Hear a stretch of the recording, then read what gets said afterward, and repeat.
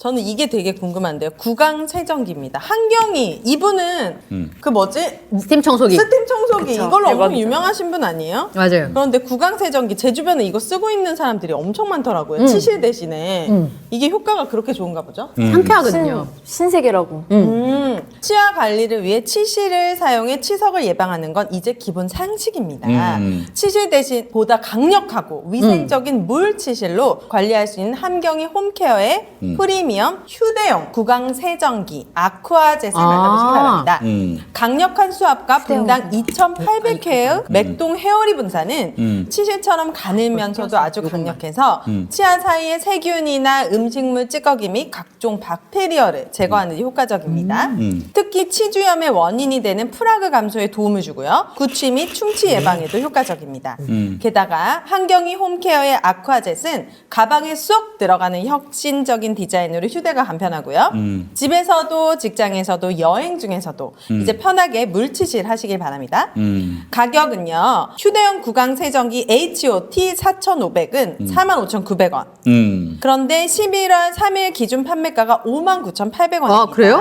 하지만 김용민닷컴에서는 14,000원이 싸네요. 45,900원에 구매하실 수 있습니다. 그새 계산하셨어요? 11월에도 김용민닷컴 전 제품 무료 배송 이어지니까요. 알뜰 쇼핑 김용민닷컴에서 해주시기 바랍니다. 아이, 좋습니다. 요렇게 들고 다녀. 네, 요렇게 들고 다니다가 오! 되게 괜찮은데요? 요 앞에 이제 요거 있으니까 이렇게 껴가지고. 그래서 이렇게 치. 네. 그러니까 이거를 저희 집에서 쓰는 게 있는데 요건 아니지만 요게 물로 이렇게 하잖아요. 네. 그러면 칫솔질을 했는데도 이 안에 맞아요. 뭐 네, 많이 끼어 있는 게 있어요. 맞아요. 저 네. 그래서 항상 치실했거든요. 네. 그리고 치실은 또 애들은 또 그게 잘 안 되잖아요. 그럼요. 애들 치실 하라고는 하는데 엄마 아빠가 매번 해줘야 되고 근데 집에 이제 어르신들한테도 이게 되게 좋더라고요. 이거 물로 그냥 하나 사가지고 다 같이 써도 되나요? 앞에 거 이거 노즐만 바꾸면 될 노즐 거예요. 바꿔. 예.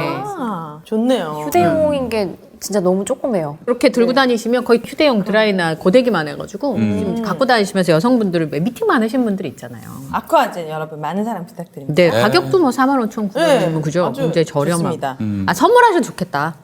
그러네요. 마땅히 그 가격대 할 게 잘 없어요. 요즘 그리고 립스틱 하나도 5만 원인데. 한경이 이분 이름에 약간 신뢰가 가요. 뭔가 되게 깨끗해질 것 같아요. 그런 느낌이. 아, 네. 아, 그래요. 이미지가 아주 한경이 하면은 뭔가 한경이 아주 밝을 자 될것 같다는 이미지. 괜히 그러니까 이분이 주분대에 성공한 사업가가 됐고 한 번 또 회사가 어려웠다가 다시 회복을 하신 거라 주부시니까 그런 부분에 대한 신뢰도들이 좀 있었던 것 이제 같아요. 이 세상을 살 때는 캐릭터입니다. 캐릭터로 사는 거예요. 맞아요. 예. 한경이 청소의 캐릭터가 되지 않았어요. 맞아. 깨끗함, 클린. 그래요. 이재명은 어떤 캐릭터가? 오늘 마무리도 저렇게 끝나나요? 이재명은 저한테는 약간 투사 같은 캐릭터예요. 뭔가 되게 치열해 보이고 외로워 보이기도 하고 뭔가 매일 무언가 싸우고 있는 그런 되게 거대한 어떤 권력이나 어떤 거대한 무언가 싸우는 투사의 그런 모습으로 비춰집니다. 이재명 후보에게서 죄송한데 저는 이제 어떤 정치인들 캐릭터를 볼 때 그 사람이 우는지 안 우는지 따져봅니다. 예, 우는지 안 우는지. 우는지 안 한 우는지 번도 우는 모습을 안 보여주는 것도 상당히 독특한 캐릭터인데 대개는 울거든요. 또 눈물의 대중을 정치학이라고. 상대로 하는 대중을 상대로 하는 직업을 보면은 근데 울 때 말이죠. 이재명은 아주 독특합니다. 노무현 대통령을 많이 닮았다는 얘기하는 사람들이 있는데 이게 사실은 자기 연빈이 있는 분이거든요. 그래서 예전에 왜 노무현 대통령 눈물을 흘릴 때는 그 후단협들의 흔들기, 저조한 여론조사 결과 이걸로 인해서 온통 천덕꾸러기가 됐을 때 어떤 자기 연민이 좀 나오는 눈물이었거든요. 이 정말 비바람을 맞으면서도 민주당 깃발을 지키기 위해 서 있다라는 그 문성근 배우의 멘트에 진짜요? 그 양반이 눈물을 흘렸어. 근데 이재명 후보를 보면은 울긴 울어요. 눈물을 흘릴 때가 있습니다. 아 그래요? 근데 그때는 대개는 이제 노동자들이 작업하다가 사고를 당해서 죽었을 때 그리고 장례식을 치를 때 그때만 울고 자기 자신에 대한 어떤 뭐 과거에 너무 힘들게 살았다 뭐 이런 것들에 대해서 눈물을 전혀 안 흘렸고요. 그리고 실제로 심리 상담을 하는 그런 전문의를 만나서 살아온 삶에 대한 얘기를 들었는데 본인이 안 울고 그 의사가 옆에 물었대. 사람들이? 아, 진짜요? 어떻게 이러고 살았냐면서 의사가 물었다는 거야. 그런 얘기를 왜 이렇게 웃으면서 하세요? 아니, 이제, 슬픈 얘기를? 아니, 그 본인이 울어야 되잖아. 자기 살아온 삶을 얘기하면서 본인이 울어야 되는데 의사는 심드렁하게 그러셨군요. 이렇게 들어줘야 되는데 의사가 울었다는 게 얼마나 그래요. 그래서 이거 보면서 야, 이게 굉장히 독특한 캐릭터다. 자기 연민이 없는 사람. 아내의 품에서는 울 수도 있잖아요. 근데 자주 울었을 것 같아요, 제 생각에. 아니, 아내의 근데 품에. 그렇게 울지 않았던 것 같고 너무 일단 안으로도 이게 막 쌓여 있을 텐데 좀 표출해야 자기에 되는데. 대해서는 그만큼 아주 엄격하다는 거죠. 그럴 때가 한 번 있었어요. 본인이 이제 스스로 울었다라고 밝혔던 부분이 언제냐면은 이 양반은 이제 소송으로 한 2년 보냈어요. 경기도지사가 되고. 맞아요. 2년 동안의 근무 시간은 일과 시간은 이거는 도민들의 시간이기 때문에 내가 나를 위해 쓸 수 없다 해가지고 재판 준비 자기가 해야 되잖아. 상대가 또 게다가 가족이기도 하고 사실상. 네. 그래서 쭉 복귀를 해가지고 해야 되는데, 근데 일이 좀 잘 안 풀리고 논리가 막히고 그럴 때는 어떡하지? 일과 시간이 이제 3시간밖에 안 남았는데. 주말 내내도 거의 잠들지도 못하고 식사도 아내가 김밥을 싸다가 입으로 먹여주는 본인은 계속 이러고 있고. 그럴 정도였는데 시간이 없어가지고 너무 진짜 이거 어떻게 하면 좋겠냐. 이게 반드시 며칠 내로 기한 내로 내야 되는데 그 마음에서 한번 눈물이 난 적이 있었다고 하더라고요. 그거는 자기 연민이라고 보기는 어렵잖아요. 힘들어서. 네. 네. 힘든 아니 순간이 시간에 맞춰야 되는데 못 맞춰가지고 안절부절하는 그건 자기 연민은 아니잖아 사실은. 이거 보면서 이분의 아주 독특한 캐릭터는 이 부분을 한번 주목해 볼 필요가 있다는 생각이 들었어요. 이재명 미담은 한 주에 하나만 하는 걸로 하겠습니다. 약속. 약속. 총량제? 네. 한 주에 총량제? 총량제. 틈을 주면 안 되겠습니다. 용디의 새로운 도전 썬데이 용인 8090 세대를 위한 라떼 월드를 열다. 썬데이 용인 사건과 실화, 화제의 인물, 음악과 영화 모든 장르를 총망라한 썬데이 용인 9월 5일 팟빵에서 공개됩니다. 썬데이 용인. 아이고 이거 구독해달라는 말을 깜빡했네. 썬데이 영민 구독 썬데이 구독 부탁드립니다. 네, 네. 지난주에 못한 저의 첫 번째 이야기부터 얘기해볼까 합니다. 제가 지난주에 얘기를 못했잖아요. 그래서 아이를 키우는데 희망을 보았다. 이런 그러니까. 얘기를 했었는데 최근에 듣기 어려운 일이었어요. 맞아요. 저도 이 기사를 보고 깜짝 놀랐어요. 저희 아들이 유치원 갈 때가 돼 보니까 유치원도 방과후가 있는 곳이 있고 또 12시에 끝나는 곳이 있고 맞아요. 초등학교는 이미 12시 반이면 끝나고 네. 그래서 진짜 워킹맘들의 과반수 이상이 초등학교를 가면 이제 거의 다 그만두게 견디다 된다는 견디다 결국 초등학교 언덕을 못 넘고. 못 넘고. 네, 그 얘기를 많이 들었고 저 또한 이제 피부로 와닿거든요. 그런데 집에 안 간다는 아이들 차원이 다른 논산형 학교 돌봄터라는 기사를 봤어요. 학부모가 엄마가 이제 아이를 데리러 가면은 엄마 벌써 아쉬워한다고 애들이 집에 가기를 아쉬워한다는 거예요. 어쩜 좋아.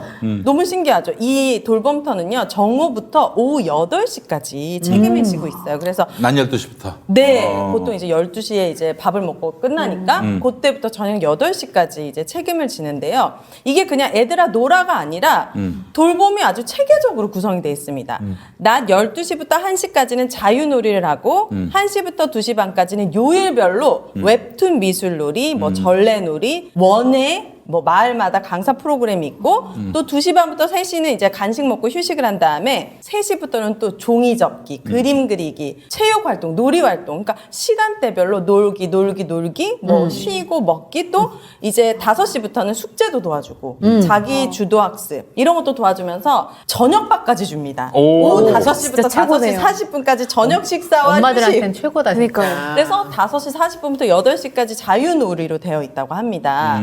그래서 이렇게 아주 좋은 프로그램으로 아이들을 안전하게 돌보고 있는데요. 여기에는 아이에게는 놀 권리가 있고 어린이에게는 차별 없이 놀이 지원을 받아야 되고 어린이는 놀터와 놀 시간을 누려야 되고 어린이는 다양한 놀이를 경험하고 또 가정, 학교, 지역, 사회는 놀이에 대한 가치를 존중해야 한다는 5개 조항을 적극적으로 실천을 하고 있는 거예요. 네. 그래서 보통 이제 설문조사를 해봤더니 애들아 집에 가면 뭐해? 라고 했더니 대부분은 다 TV 시청 아니면 학원 가기 이런 식으로 보내는데 이 나머지 활동을 안전하고 체계적으로 보낼 수 있게끔 하고 무엇보다도 돌봄 보안관이 있어요 여기는. 보안관. 네, 그래서 등교와 하교를 안전하게 안전기에 그리고 주변의 치안 같은 것도 이분이 경찰처럼 생기셨는데 굉장히 듬직하세요. 입구했다. 그래서 소방 안전 교육 등으로 이제 무장된 전문인이 돌봄 이제 안전 교육까지 책임지고 있기 때문에 너무너무 좋고 이제 이 운영비가 어디서 나오냐 그러니까. 했더니 시비가 50%, 아, 나머지 50%는 국비 25%, 도비 25%로 충당을 하고 있다고 그러면 합니다. 엄마 아빠들이 내는 돈은 없네요? 있는데 되게 저렴한 게요. 시간당 2,000원이에요. 시간 저는 12시부터 그리고 8시. 심지어 그러니까. 여기서 2자녀 이상 또는 저소득 가구는 50%를 할인해 줍니다. 그러니까 너무 경제적으로도 전혀 부담이 없는 비용으로 밥까지 먹는데 밥값도 안 나오겠죠? 네. 그래서 지자체와 교육지원청 그리고 학교가 서로 책임을 지고 온종일 돌봄 체계를 구축을 해가지고 돌봄의 사각지대를 이렇게 해소하면서 아이들을 키울 수 있는 환경을 만들었다고 합니다. 이거 왜 전국으로 확대 못 합니까? 그러니까 이게 교육지원청이라고 하는 거 보니까 어쨌든 학교에서 담당을 해주는 거잖아요. 그렇죠. 네. 예, 보건복지부에서 하는 게 아니라. 네. 보건복지부는 이제 어린이집. 예, 어린이집이나 교육부는 유치원하고 보육이니까. 대학교 그리고 네. 교육지원청이면 이제 교육청 미치니까 이제 초중고등학교. 네. 그래서 이 지자체와 교육지원청과 학교가 딱 힘을 모아가지고 하나로 일괄적으로 서로가 책임지고 돌봄하고 교육도 하는. 결국엔 지자체 그리고 학교, 그러니까 지자체와 교육청이 얼마나 이 연계가 잘 돼서 그렇죠. 네, 서로 맞아요. 책임 소재를 여기 책임이다 저기 책임이다 하지 않고 책임질 수 있는 이 틀을 만들어 놨기 때문에 그렇게 안전하게 그 양질의 교육이 제공이 될 수가 있는 거거든요. 네. 이렇다면 8시까지 봐주면 우리 워킹맘들 일할 수 있잖아요. 밥도 먹여주는데. 그러니까 밥도 주고 그리고 선생님들의 보호하에 그냥 놀리는 게 아니라 이렇게 체계적으로 다양한 그쵸. 활동이나 학습도 하고 그렇지. 숙제도 도와주고 그래서 이런 것들이 그렇게 어려운 것인가 우리가 저출산 맨날 입으로 고민하는데 결국에는 아이를 낳아서 기르기 좋은 환경을 그러니까 아이를 낳았을 때 몇백만 원 주는 건 너무 일시적이고 맞아요. 이게 악용될 수도 있는 거고 안 줘도 돼요. 어. 그런 시설 있으면. 2주 만에 사라지죠. 맞아요. 몇백만 원 줘도. 그거 진짜 의미 없다. 아이를 잘 키울 수 있는 이런 환경, 아이를 잘 돌봄할 수 있는 이런 환경만 제대로 만들어줘도 저는 이제 딩크족들이 마음을 좀 바꿀 수 있지 않을까. 제 주변에 굉장히 많거든요. 아이 요즘 세상에 맡길 데 없고 세상 두렵고 맞아요. 돈 많이 들고 너무 낳기 싫다. 아이를 낳아서 기르는 기쁨도 있겠지만 그거는 내가 아직 모르겠고 그렇죠. 아이를 현실이. 키웠을 때 힘들다는 얘기만 너무 들리고 주변에 다 그만두는데 나 내 경력 단절 나는 힘들다. 그럼요. 네. 그래서 이 논산에 이 돌봄학교 차원이더나 학교 돌봄터 네. 좀 이렇게 심볼로 삼아가지고 전국으로 확대됐으면 하는 그런 큰 바람이 있습니다. 맞아요. 예, 저게 이제 체계적으로 학습을 할 수 있다는 게 되게 크고, 저는 이제 우리 꼬마가 돌봄을 3년째 하고 있는데, 숙제를 다 봐주세요. 근데 제가 늦게 퇴근하는 날은 걔 숙제고 뭐고 자기 바빠가지고. 그쵸. 그럼 맨날 아침에 뭐 빼먹고, 심지어 저희 딸이 음악 교과서를 한 달 동안 잃어버리고 학교를 갔는데도 제가 눈치를 못 채고. 아이고. 엄마 음악 교과서가 없어요. 어디 모르겠는데? 이런 상황이 벌어지면 죄책감이 커서 일을 좀 줄여야 되나라는 생각을 저절로 할 수밖에 맞아요. 없겠더라고요. 그리고 아이들 교육의 질이 떨어지잖아요. 사실 네. 거의 방치되다시피 하거나. 워킹맘 애들은 어쩔 수가 없는 그러니까 이제 부분이죠. 일을 해야 되는 그런 경제 상황인 부모가 결국엔 그 아이의 교육도 질 낮은 교육밖에 제공하지 못해서 결국엔 가난이 대물림되는 맞아요. 이런 악순환이 있는데 지금 보니까 논산시에서 아동복지 돌봄과를 따로 신설을 했다고 하더라고요. 이건 지자체에서 의지가 있게 이 돌봄에 관한 정책을 전담으로 하겠다라는 의지가 있는 것 같아요.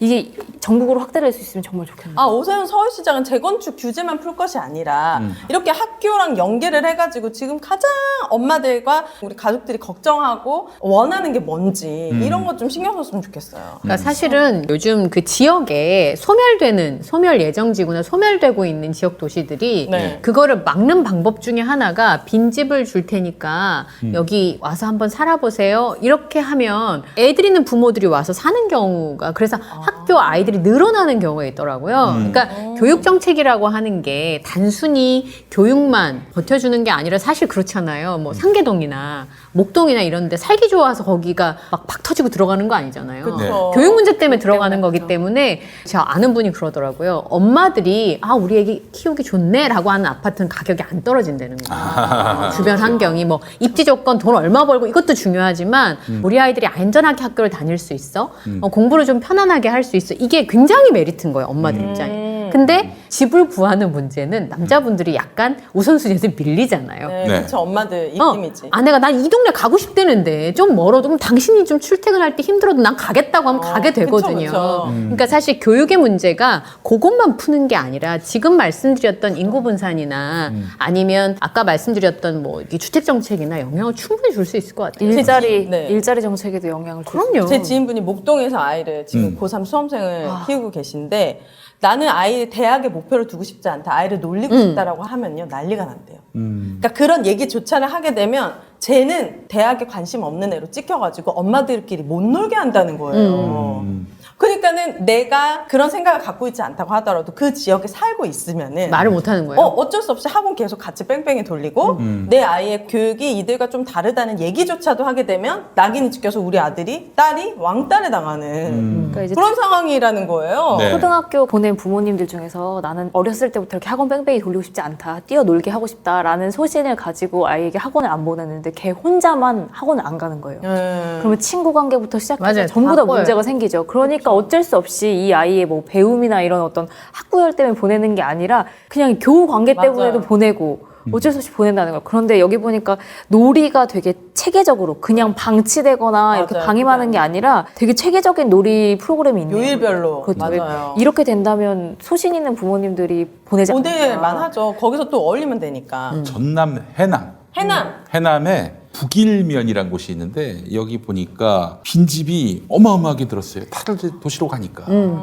그래서 이제 학교하고 지역을 지키기 위해서 뭐 주민자치회라든지 군청이라든지 면사무소라든지 이런 데서 초중학생 자녀를 둔 가구와 청년층을 유치하기 위해서 네. 빈집 28채를 확보해가지고 깨끗하게 수리를 해가지고 아주 저렴한 가격, 월 10만 원. 어머나. 맞아요. 10만 원으로 들어가게 하고. 살아보게 해주는 거예요. 그렇죠. 만 49세 이하에게는 100% 일자리를 보장해주고 아이들은 또 그렇게 해서 아주 훌륭한 교육 여건에서 자연과 벗하면서 그러니까 공부할 수 자연 있게 체험 학습. 해준다는 거죠. 그래서 이제 전남이 가장 젊은 인구가 없어요. 그래서 뭐 그래요? 해남군 북일면 같은 경우 1950명이 사는데 이 네. 중에서 20대 30대가 100명도 안 됐대요. 예. 근데 이제 여기에 이제 빈집을 쫙 수리해가지고 오시라 해서 오신다고 하더라고. 예. 그렇잖아요. 아이를 위해서 이 도시에서 각박하게 또 사고 위험 걱정하면서 할 거 없이 아예 그냥 해남으로 별이 쏟아지는. 일자리가 근데 좀 고민되겠다. 네, 그러니까 일자리는 또 만들면 되죠. 그러니까 사실은 거제나 울산이나 여기에 사람들이 많이 가 사는 이유가 뭐예요? 거기 이제 일자리가 있기 때문인데 일자리를 어떤 식으로 만들지는 좀 더 고민해 볼 수 있는 문제라고 저는 생각해요. 보니까 농업업 외에 뭐 이 일은 내가 못하겠다 하는 분들을 위해서 이주자의 경력을 살펴가지고 계약 사무직, 기간제 강사, 보조 교사. 뭐 사실 이 동네에서 당신 일 못하니까 그만둬 이럴 수는 없잖아요. 네, 여기 그렇죠. 5분만 더 얼마나 감지덕지 하겠어요. 네. 이렇게 해서 일자리를 제공해 줌으로써 주로 이제 공직인 거죠. 뭐 군청, 면사무소, 그렇죠. 교육청 이런 데서 일하게 함으로써 그리고 또 이렇게 젊은 인구들이 모이면 카페가 필요하지 않습니까? 그렇죠. 네. 그렇게 해서 일자리가 이제 자연스럽게 또 형성이 되고 하는. 그렇게 해서 또 해남은 해남대로 또 인구수가 줄고 있는데 인구수를 또 유지하는 그런 여러 가지로 일거양득의 그런 조치들을 강구할 수가 있는 거죠. 네. 그러니까 인프라가 발전하고 있잖아요. 통신이나 아니면 철도도 그렇고. 음. 그러니까 저런 방식으로 저는 교육을 중심으로 해서 저렇게 움직이는 것도 방식이겠다 이런 생각이 좀 들긴 하더라고요. 우리 동네 애 잘 키운데 뭐 이러면 엄마들 중에 힘든 사람들이 있거든요. 저 원주민 씨 있을 때 횡성에 아이 데리고 내려온 엄마가 있었어요. 원래 피아노 학원 선생님이셨는데 아이가 혼자 두니까 도벽이 생긴 거예요. 그래서 그런 학교에서 일을 이제 뭐 왕따를 그게 이제 알고 한 거기도 하지만 너무 어릴 때는 자기가 무슨 짓을 하는지 맞아요. 판단이 안 몰라. 되잖아요. 저도 훔쳤다 엄청 맞았거든요. 한 번씩은 뭐 이렇게, 맞아요. 뭐 이렇게 네, 서리, 맞아요. 옛날에 서리도 사실 일종의 네. 도둑질이잖아요. 근데 왕따를 당한 거예요. 그 사실이 알려져서. 그래서 학교를 또 옮겼는데 그래도 소용이 없어서 남편한테 양해를 구하고 아이만 데리고 내려왔는데 거기는 이제 방과 후가 없어요. 애들이 집에 안 가. 학교 아니면 놀 데가 없으니까. 학교에서 다. 네, 컴퓨터도 거기서 하고 피아노도 거기서 치고 그래서 동네에 그래도 젊다 하시는 분들이 돌아가면서 방과 후 수업을 해준 거예요. 근데 아이가 너무 많이 바뀌어서 딴 아이가 됐다 그러시더라고요. 그러니까 결국에는 뭐 육아 금쪽 같은 내 새끼 이거 봐도 다 부모가 문제가 있어. 어른들의 문제로 아이들은 다 어떤 문제가 생기더라고요. 네, 그래서 조금 저런 교육 정책하고 지금 말씀하시는 보육 정책이 좀 같이 가면 그나마 몰리는 인구들을 좀 어느 정도 분산할 수 있지 않을까. 네, 그런 생각이 좀 들긴 합니다. 네, 좋습니다. 저는 그래서 제 아들이 큰 아들이 몇 살이죠, 큰아들이? 이제 중학교 2학년 됐죠. 예, 중학교 2학년 됐는데 키가 거의 저만해졌어요. 어머나. 예, 장래 더 커야 희망 되는데. 산업 디자인 쪽에서 뭐 멋있다. 어머. 디자이너가 되는 꿈이 이제 일지망이고 이지망은 프로레슬러. 프로레슬러. 전 프로 레슬러를 응원합니다. 아 그래요? 네. 프로레슬러. 멋있다. 예, 맨날 그 막내 동생 네, 데리고. 2학년짜리를 이렇게 들어가지고 엎어치기 하고. 옛날에 참 많이 했는데 이불 위에서. 형제가 많으니까 다양한 게 가능하네요. 아, 그래요. 맞아요. 오. 근데요, 중2 아들이. 중이 아들이 초등학교 6학년 때 공립 대한 초등학교를 아, 다녔어요. 네. 대안학교? 예, 네. 강원도 거기 홍천, 네. 홍천에 공립 대안학교. 아니 대안학교가 공립도 있더라고. 대안학교는 그러니까 근데 처음- 뭐예요? 예. 대안학교는 학교 교육과정이 아니라 그 자체의 교육과정으로 아이들을 가르치는데 수료가 인정이 안 되는 학교들이 많이 있어요. 뭐 아 근데 주변 이거는 이제 초등학교 학력 졸업장. 인정이 인정되는 곳인 공립으로? 거예요. 되게 네. 드물죠. 한 학기 다녔어, 한 학기. 2학기, 6학년 2학기 근데요? 다녔는데 어땠어요? 와, 그전에는 뭐 엄마가 뭘 해주지 않으면은 아무것도 안 했던 애였는데 네. 자기 주도적으로 뭐 문도 고치고 뭐 별걸 다 해요. 문을 고쳐요? 예, 뭐 문고리가 뭐 안 되면 다 되게 해야 예, 되니까. 그뭐 오칠도 하고 뭐 빨래 널고 뭐 학교에서 약간 그런 걸 유도하나? 그럼요. 스스로 뭔가를 해. 기숙사니까. 기숙 100% 기숙이니까. 안 하면 못 하니까 기숙사를 한번 보내는 이점이 있다고는 하더라고요. 보내본 뭐 언니들 땅도 얘기로는. 파고 농사도 짓고 그래가지고 고구마도 이렇게 만들어 오고 그랬었어요. 좋네요. 예. 우리 아이들에게 그 어린 시절 이렇게 도시에서 이렇게 매몰되지 말고 또 스마트폰 다 압수하거든. 아. 그러니까 스마트폰을 보지 않고 별을 보고 또 구름을 보고 또 물을 보고 산을 보고 그런 삶을 한 학기만 경험했는데도 불구하고 아이의 정서에 놀라운 변화를 제가 느꼈어요. 진짜요? 예. 그런 과정들을 좀 거치는 것도 나쁘지 않겠다 싶어요. 그래서 아예 그냥 모든 어린이들을 아예 기숙형 학교로 해가지고 이렇게 극단적이에요, 또. 모든 어린이들이. 한 기숙사. 6개월 정도는 전 괜찮은 것 같아요. 아니 애들한테 사회성을 기르는 게 무엇보다도 중요하지 않습니까? 공부는 잘하는데 완전히 자기밖에 모르는 애. 모르는 그런 아이를 양산하는 것보다는 공부는 좀 못해도 서로 위해주고 또 그럼요. 연대하고 협력할 줄 아는 그 맞아요. 자세를 갖게 하는 것이 우리의 교육의 목표가 돼야 하지 않겠는가 그런 생각이 듭니다. 자기 방에 다른 사람이 있는 것 자체가 아이들한테는 이제 시험인 거예요. 그렇죠. 그렇지.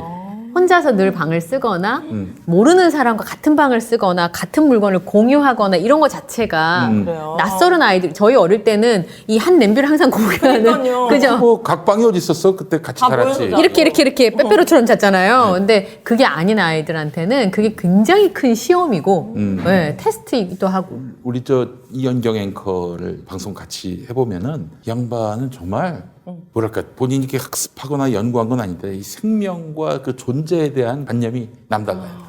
닭하고도 살고 네. 저 돼지하고도 살고.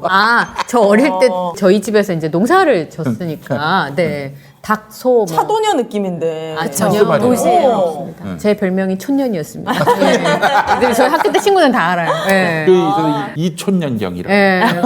그래서 사람들이 제가 이제 그런 얘기를 하면 뻥치지 말라고 너 나이 때 그런 경험이 있을 수 없다. 그러니까 저희 아버지가 뱀 잡아오시고 나이고 다 보며 자랐거든요. 아우 지자스. 네. 근데 그 얘기하면 제가 뻥친다고 이렇게 얘기하시는 분인데 저희 집에 증인이 5명이나 있기 때문에. 네.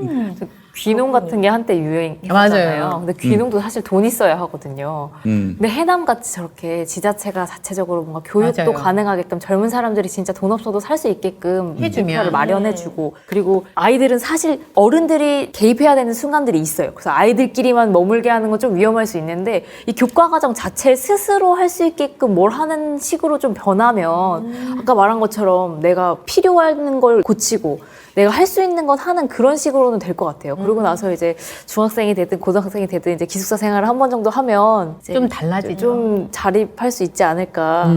저는 제 딸이 너무 말을 안 들어서 중학교 되면 그냥 기숙학교로 가. 그래요? 라는 말이 지금 여기까지 나오는데. 보내고 싶은 거 아니에요? 초등학교 네. 1학년 때부터? 근데 아직 4살입니다. 아직 멀었습니다. 알겠습니다. 아이들의 좋은 환경이 많이 맞아요. 달라졌으면 좋겠습니다. 하늘의 큰 뜻과 사랑 가득한 전 세상의 꿈이 여기에 있네. 서로가 서로의 희망과 빛이 되어 우리의 꿈을 이루자. 우리는 자랑스러운 늦봄의 길을 따라 당당하게 가는 이 땅의 주인들. 즐겁게 배우고 배워서 남을 주는 늦봄 학교 만만세. 하늘의 큰 뜻과 사랑 가득한 참 세상의 꿈이 여기에 있네. 서로가 서로. 두 번째 주제는 네. 저 연결될 것 같아요. 결국에는 이제 아이들 얘기인데요. 저는 이제 이혼한 아이들, 이혼 가정의 아이들이 양육비 지급을 제대로 못 받아서 맞아요. 제 주변에도 이 문제가 많거든요. 많잖아요. 저도 많아요. 이게 양육비가 제대로 지급되는 게 한 20%밖에 안 된대요. 미지급 비율이 80% 정도 된대요. 이 얘기하면 또 이거 사실이 아니라고 우기시는 분들도 있어요. 근데 실제로 이게 지금 통계가 맞는 통계고요. 80% 정도가 제대로 받아본 적이 없는 거예요. 막 닥달해서 받거나. 지금 며칠 전에 한 6일 정도 전에 양육비를 미지급해서 운전면허가 정지된 사람이 최초로 나왔어요. 우리나라에 맞아요. 6명이. 그래서 이제 그 기사 공유하면서 이재명 대통령 민주당 후보가 양육비를 국가가 대신 지급하는 대지급제도 공약을 내놨어요. 이게 어떤 공약인지 또 우리나라에 얼만큼 이제 의미가 있을지를 좀 살펴보려고 합니다.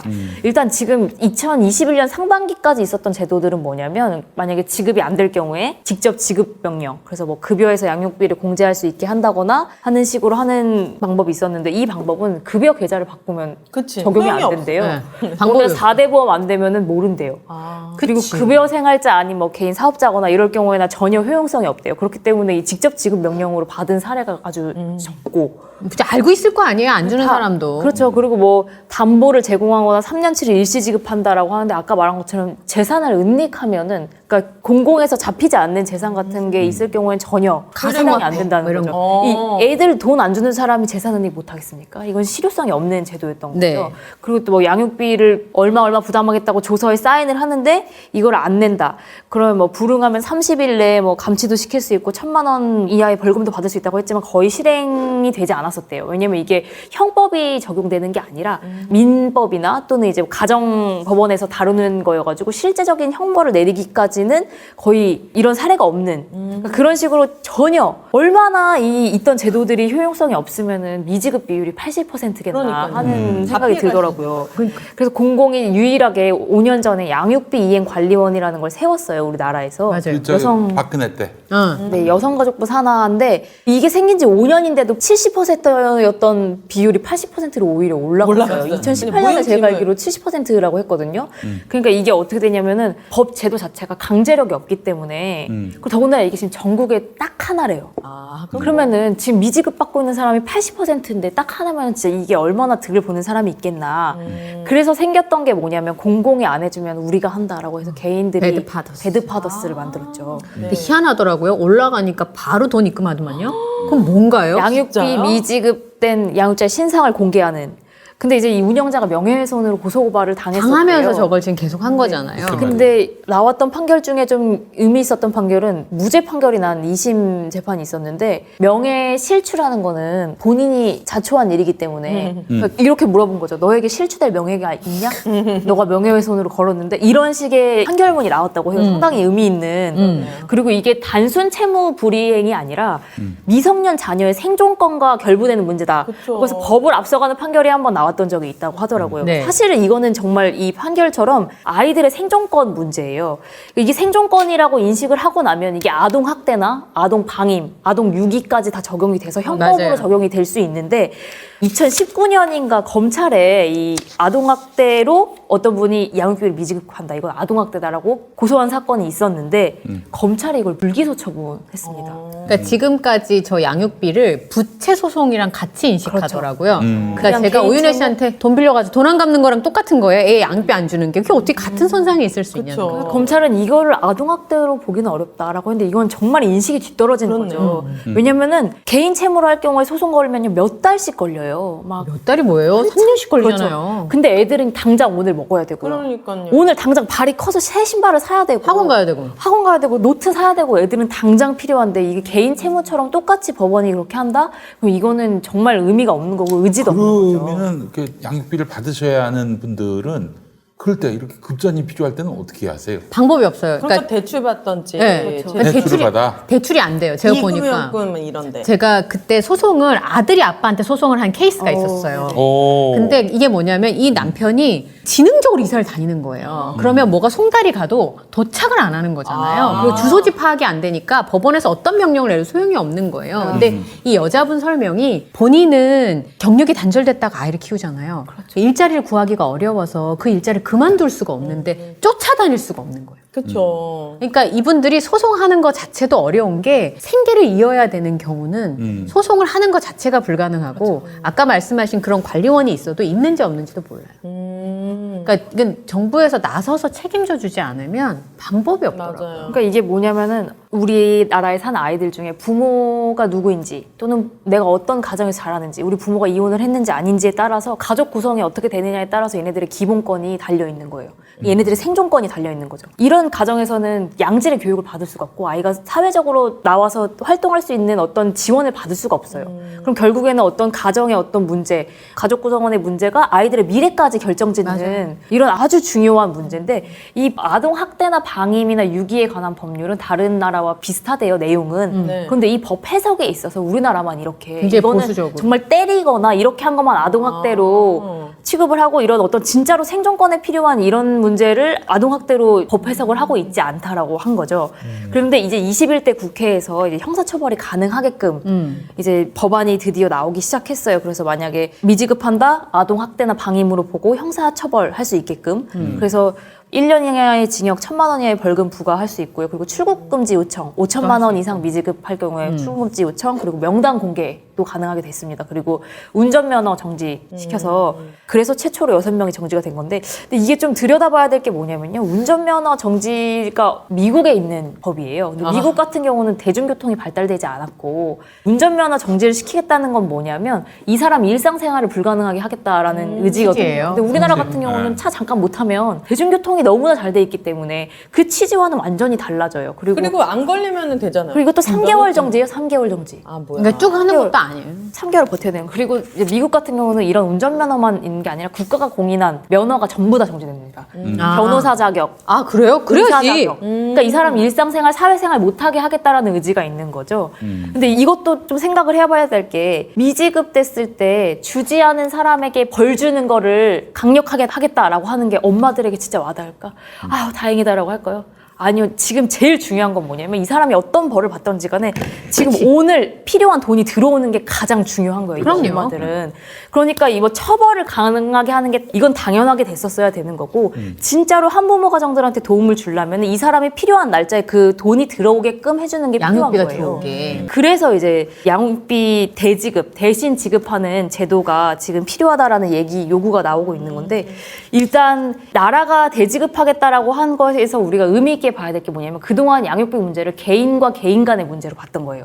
한 개인과 개인 간의 문제니까 이 사람은 내가 얘한테 안 주면 돼, 다음에 줄게 이러면 돼. 근데 여기에서 국가가 끼기 시작하면 국가와 개인의 문제가 되면요. 이거는 개인과 개인처럼 무르게 갈 수가 없습니다. 법과 제도에 따라서 움직여야 되고요. 처벌에 대한 규정도 마련되어 있고 이제 개인과 개인 간의 문제가 아니라 양육비에 대한 문제는 국가와 개인의 문제가 되기 때문에 법뿐만 아니라 실효성 있게끔 이제 지원이 된다는 거죠. 그러니까 일단은 미지급된 내용이 있으면 나라가 대신 지급하고 이 사람한테 청구하겠다. 구상권을 구상권을 청구하겠다라는 식의 이제 법안들이 나오고 있는 거고 이 내용을 이제 이재명 지사도 얘기한 거예요. 그래서 이 해외 사례 같은 경우는 대신 지급하는 이 대지급 사례가 이미 OECD 국가의 대부분의 주요국들이 다 실행을 하고 있고 뭐 국가가 안 주면 지자체라도 준다. 그러니까 결국에는 공공이 이 선지급을 해서 돈이 들어갈 필요한 날짜에 양육자에게 들어갈 수 있게끔 하는 제도가 공공이 주도적으로 하고 있다라는 거고요. 그리고 대신 지급하는 이 제도뿐만 아니라 이 이행 강화를 위해서 이걸 안 지켰을 때 불이익이 진짜 강하게 하기 위해서 징역형, 기소 뭐 이런 강력한 법안들이 같이 가고 있어요. 그럼 그러니까 양육비의 금액 자체가 조금 평균화되어 있어야지 되겠네요. 이게 네. 지금 대략적인 양육비 금액이. 산정은 이 가정에서 얼마의 소득이 나오느냐가 되게 그렇지 뭐 중요해요. 일률적이진 않아요. 네. 그래서 이 표가 있어요. 양육비 표가 지금 2017년에 근데 개정된 게 지금 엄청 많지는 않더라고요. 생각보다 적다 느꼈어요. 그래서 만약에 내가 애를 키우는데 막 2살짜리 그래서 만 돌진한 애를 키워요. 그럼 엄마가 일을 하기가 진짜 쉽지 않잖아요. 네. 어렵죠. 그럼 아빠가 한 300만 원을 번다. 그러고 하면은 여기서 65만 원 정도를 받을 수 있는 거예요. 근데 저거를 안 주는 인간들이 있는 거예요. 근데 여기는 남자만 있는 건 아니에요. 여자들도 엄마도- 있어요. 그럼 아이가 클수록 금액이 늘어납니까 줄어듭니까? 늘어나죠. 네. 늘어나고 이게 20세가 되면 이제 끝나요. 그러니까 그 안에까지만 주면 되는 거예요. 뭐 그렇다고 애가 시집장가 갈 때까지 내놓으라는 것도 아니고. 근데 여기에 또 이제 이걸 딱 주는 건 아니고요. 또 이제 개인 간에 합의를 합니다. 뭐 거주 지역이 어디냐에 따라서 수도권인지 뭐 아, 아닌지 그것도 다 차이가 뭐 있어요? 집값에 따라서 그리고 자녀 수에 따라서 그리고 뭐 아이가 치료가 필요한 상태인지 아니면 뭐 이런 부모가 얘한테 우리가 교육은 우리가 확실하게 해서 막 둘이 합의를 봐서 과외비 뭐 책정해서 이거보다 더 주는 경우도 있고 과연 그런 경우가 얼마나 있는지는 모르겠지만 이런 식으로 이제 부모가 표준 양육비를 두고서 조금 더 주거나 덜 주거나 이제 합의를 해서 이 합의가 돼야 이혼을 하는 거죠. 그래서 이 산정 내역서가 있어요.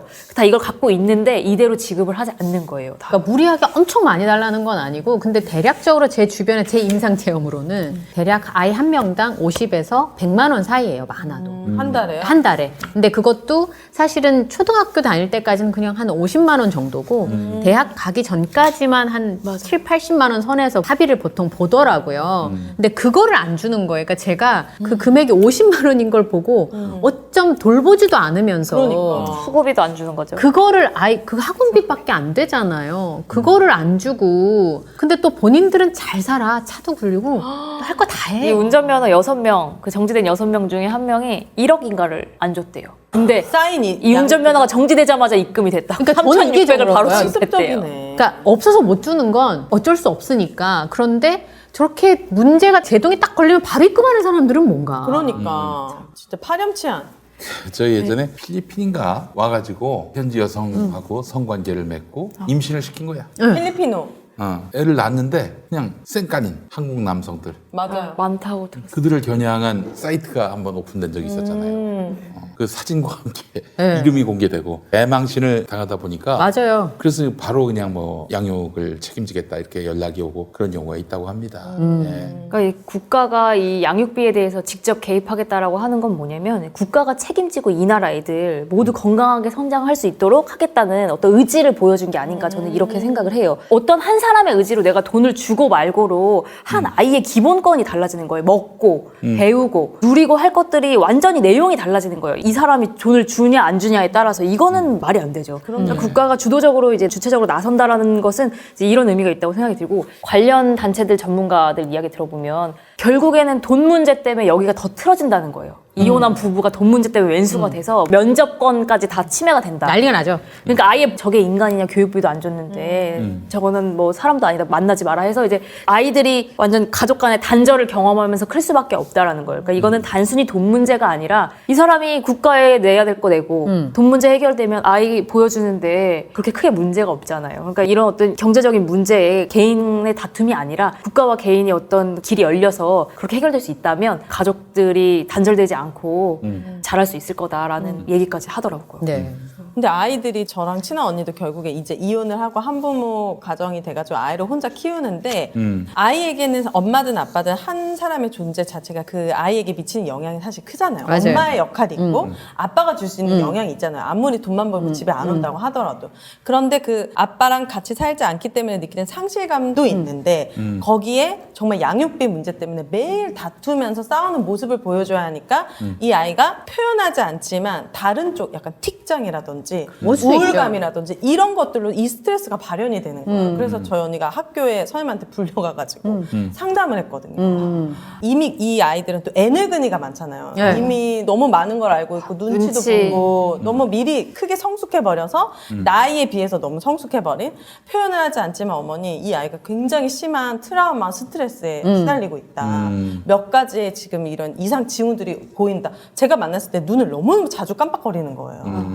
그래서 불안하구나. 네, 그 불안증이 막 나타나는 거예요. 그래서 친한 언니가 너무 속상해하면서 그렇다고 일을 그만두고 이 아이를 돌보자니 생계 자체가 막막하고 먹고 살 수 없으니까. 네, 이미 자기 이름으로 심지어 대출까지 엄청나게 받으면서 그 대출 갚는 것도 지금 언니는 너무 버거운데. 버거운데 거기 이제 일까지 못하게 되면 생존이 안 되기 때문에 어쩔 수 없이 또 생존하니까 아이는 또 방치되고 이게 계속 악순환이 반복되더라고요. 사실은 한 부모가 두 부모의 역할을 다 해야 되잖아요. 음. 그러니까 이 사람에게 정서적이든 경제적이든 지원이 더 가야 돼요. 그래서 맞아요. 이 사람이 안정적으로 이 아이만 신경 써서 두 가지 역할을 다 할 수 있게끔 하는 게 어떻게 보면 공공이 해야 될 역할인 거죠. 그런데 지금 양육비 수준이나 아까 말한 것처럼 애들 대학 가기 시작하면 30살 때까지 자리 못 잡은 사람들 많아요. 많아요. 그러면 지금 우리가 말하는 미성년이라는 어떤 제도하에서는 뭐 20살이 기준이 될 수 있겠지만 20살부터 돈이 얼마나 박 터지게 들어갑니까? 그렇지. 그러니까 이 지금 양육비 제도가 이 양육비 수준뿐만 아니라 전혀 현실적이지 않은 거예요. 그러니까 이런 내용까지 다 보완이 되어서 한 사람이 두 사람의 역할을 하게 하면서도 아이를 키울 수 있게끔 공공의 역할을 해줘야 되지 않을까. 맞아요. 네. 우리가 신경 써야 될 게 많네요. 사회적인 인식도 좀 바뀌었으면 좋겠어요. 아이들 자체도 쟤는 아빠가 없대, 엄마가 없대. 왜냐면 센터가 다르더라고요. 네, 맞아요. 그러니까는 센터가 다르다는 게 그러니까 무슨 말이에요? 돌봄센터가 이제 지원센터라고 해가지고 저소득층 뭐 이런 센터가 또 따로 있는 거예요. 그래요? 말도 안 되죠. 그러니까 이미 아는 거예요. 한 교실에서 공부는 하고 있지만 쟤 끝나면 저기를 가니까. 근데 선택 여지가 없잖아요. 그래서 그런 사회적인 시선도 좀 부모의 교육이나 환경을 통해서 바뀌어야겠고. 그러니까 이제 아이에게 필요한 사랑만큼을 주면 한 사람이든 두 사람이든 상관이 없대요. 한 사람에게 자랐어도 충분히 사랑을 받고 지지를 얻고 자랐다면 괜찮은데 이제 우리가 부족하다라고 하는 건 이 사람이 돈도 벌고 애도 키워야 되기 때문에 그렇지 않아도 한 사람 역할을 하는데 한 사람 역할도 제대로 못하게끔 되는 사회 구조인 거예요. 그러니까 사람이 살다 보면 안 맞을 수 있고 이혼해서 그럼요. 아이를 키울 수 있어요. 그 대신에 한 개인이 결정한 것에 대해서 잘 할 수 있게끔 공공도 지원을 하고 그리고 아까 말씀하신 한부모 쟤네 엄마랑 산대 아빠랑 산대 이런 인식 자체가 없어지게끔 아이들이 같은 수준의 교육이나 누릴 수 있는 문화적인 혜택을 누린다면 서로 손가락질할 이유가 맞아요. 없거든요. 왜냐면 그 한부모의 손에서 자란 애들은 누릴 수 있는 게 더 적기 때문에 쟤는 뭐 돈도 많지 않을 거고 쟤는 뭐 불행하고 뭐 이런 식의 인식이 아이들에게도 심기는 거예요. 그러니까 이런 인식 자체가 다 바뀌려면은 정말 절대적인 지원이 필요하다고 봅니다. 아유 참. 그러니까 먹고 사느라고 지금까지는 그런 가정들을 돌아볼 수 있는 여력이 대한민국에 없었다면 이제는 돌아볼 수 있는 여력 그렇죠. 정도는 되는 거잖아요. 맞아요. 이제는 우리부터 돌아봅시다. 결혼하는 마당에서 이혼 걱정하진 않겠지만은 그런까지 다 감안한다고 우리 머릿속에서는 만약에 결혼해서 애를 낳는데 예를 들면 틀어진다 하고 우리가 상상할 수 있는 거 아니에요. 근데 지금 사회 공적 시스템 안전망 같은 것들이 하나도 없다면은 야 이거 누가 감당하냐 그렇죠. 그런 것들이 다 부담으로 다가오고 또 이혼하지 않더라도 애를 낳았단 말이에요. 애를 키워야 되는데 아까 우리가 고민했던 것처럼 돌봄 시스템이 엉망이면은 어떻게 무조건 경력 단절로 갈 수밖에 없는 거지. 그래서 이 모든 공적 시스템들이 튼실하게 갖춰진다면은 저는 뭐 저출생 문제 이런 것들 다 해결된다고 봅니다. 아니 이걸 떠나서 기본적으로 우리 국민들에게 벼랑 끝까지 몰지 않게 하는. 그러니까요. 예를 들면 이제 내가 오늘 갑자기 회사를 그만두더라도 몇 달은 뭐 그래도 좀 견딜 수 걱정 없이 있게. 좀 또 누구 얘기하려고? 또 이재명 얘기하려고 하는 거죠. 긴장끈 놓고 보면 결국에는 기승전 이재명이지. 오늘은 연예인이기 때문에 없는 줄 알았어. 진짜 이 사람 혹 치고 오시네 진짜. 김원석도 그만 얘기해. 오윤회가 알아챌 정도면은 뭐 그만하겠습니다. 네. 오윤회가 이 정도면 다 됐어요. 김